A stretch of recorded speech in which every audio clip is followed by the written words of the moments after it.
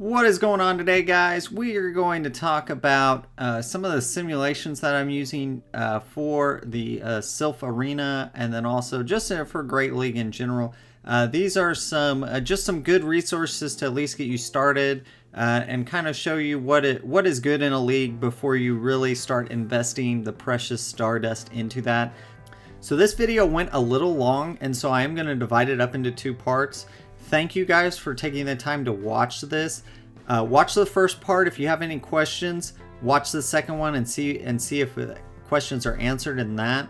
Hopefully we go through this and you guys understand better how to use these simulator tools. So let's jump right in. The first thing, as you can see on screen, I've got PvPoke.com.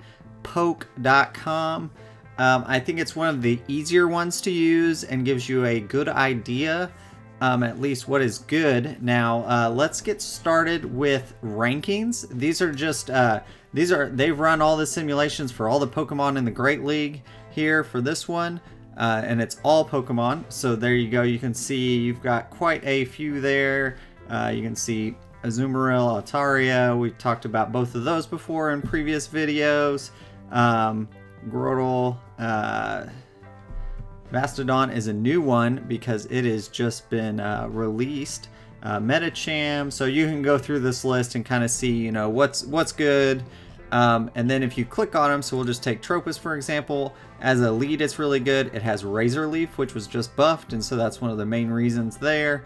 And then you've got Leaf Blade, which is a very short, low energy charge move, and Aerial Ace, also a low energy charge move. Probably why it ranks so high. And then you can also see what it ranks well against: Wishcash, Politoed, blah blah blah. So you can go through there and kind of see. Now, where this is interesting is if you go here, they just released this feature where Twilight Cup. So you can actually see what is good in Twilight Cup.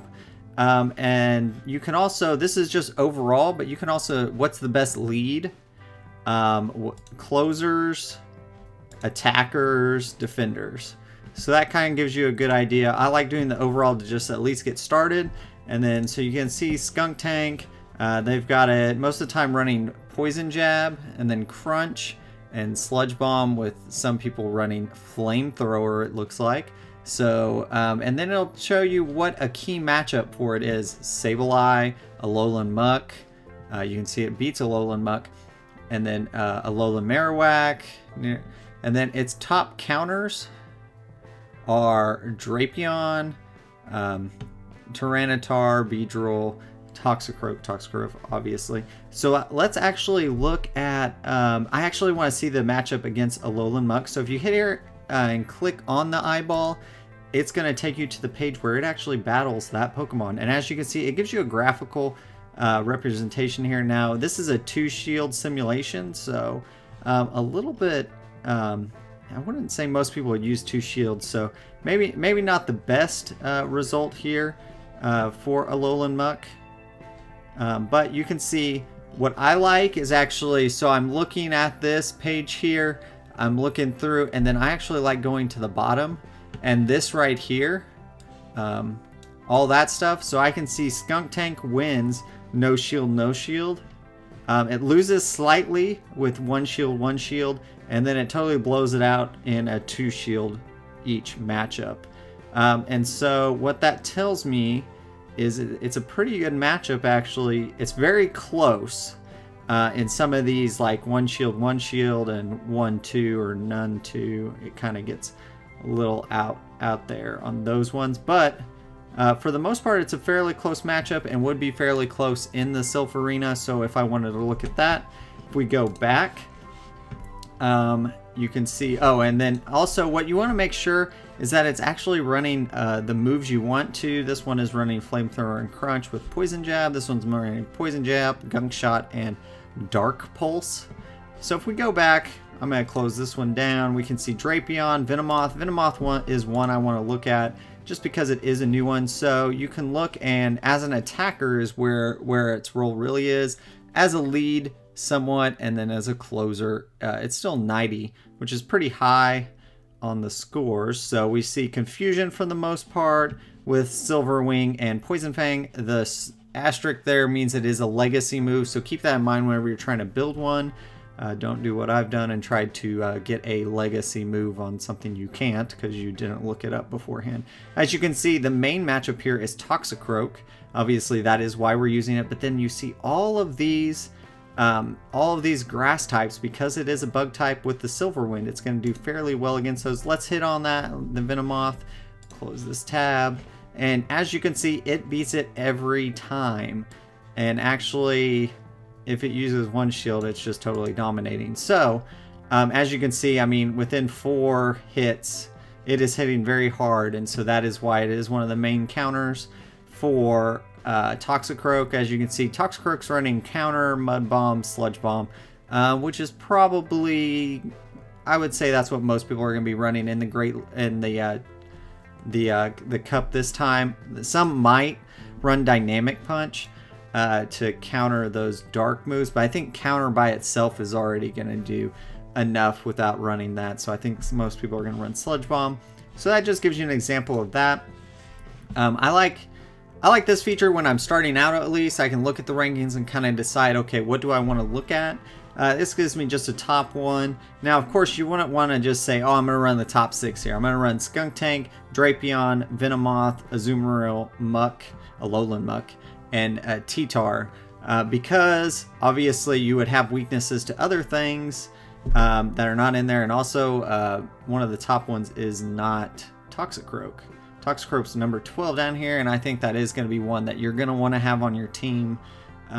Even though it does have some bad matchups, and that's what brings down its ranking. If we looked at Toxicroak, it's a 90.8, so that is pretty high as a closer, and then a defender. You can see counter, Mud Bomb, Sludge Bomb, and then Dynamic Punch is also available. And its main matchups are T-Tar, of course, we're looking at Tyranitar there. Alolan Raticate it does very well against. Alolan Grimer, Alolan Muck, Shiftry. A lot of the dark types is what it's going to match up well against. And then those poison types, because it has access to Mud Bomb, which is going to deal super effective damage to your poison dark types. Let's move on to, this is a new feature that they've done. You can do a multi-battle now. I really like this feature because you can type in Toxicroak, and then I'm going to change it to Mud Bomb, Sludge Bomb, counter there. And then you can actually select which cup you want it to be in. So you can do Twilight Cup. You can do no shields on them and then battle. And then it'll show you this histogram, kind of shows you how well it's doing in the battle rankings. You can see how many wins, how many losses, how many draws. So you can see it wins 63.5% of the battles in this. Its key matchups are always interesting to me just to see kind of what's meta relevant in these. Nidoking, Mawile is going to be one you do see. Alolan Muck, Raticate, T-Tar, Weavile, Wigglytuff. So you can kind of go down the list and see how it's doing. If it's above 500 on these battle rankings, that means it's a victory for Toxicroak. Obviously, Toxicroak versus Toxicroak is going to be a draw. And you could just see it is going to lose to several things. Here are some of them that it's definitely going to lose to. Gardevoir, Mr. Mime. Mr. Mime actually hits it within 3 turns. Toxicroak is or 3 attacks from Mr. Mime. It is dead. However, I do not recommend Mr. Mime in this because it is so frail.